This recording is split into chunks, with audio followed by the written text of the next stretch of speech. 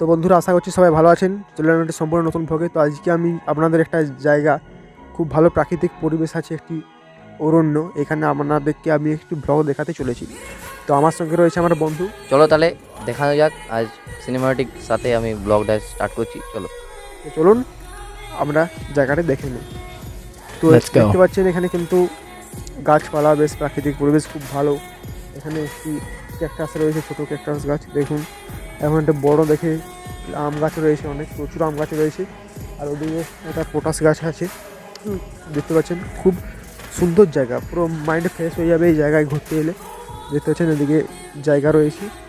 তো আমরা সোজা সোজা এখন যাচ্ছি, ওদিকে দেখবো কী কী বিষয় রয়েছে। তো এখানে একটা পুকুরও রয়েছে, আপনারা যদি পুকুরটা দেখতে চান তাহলে আমি দেখিয়ে দিচ্ছি আপনাদের।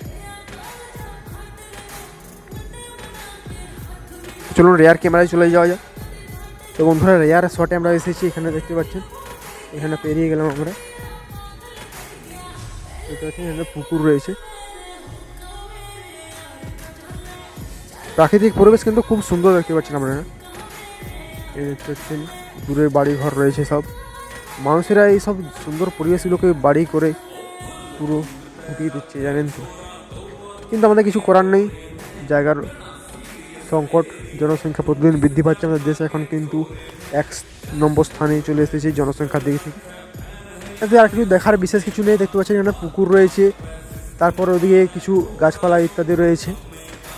তো আজকের মিনি ব্লগটা এখানে শেষ করলাম। অবশ্যই সাবস্ক্রাইব করবেন এবং চ্যানেলে নতুন থাকলে লাইক করবেন। এই দেখুন আমার বন্ধু কি বলতে চাইছে। তাহলে আমি অন্য ভিডিও আরও আসছি, আপনারা লাইক সাবস্ক্রাইব সবাই করতে থাকেন। ঠিক আছে, তাহলে আজকে ভিডিওটা এখানে শেষ করলাম। Thanks for watching, by.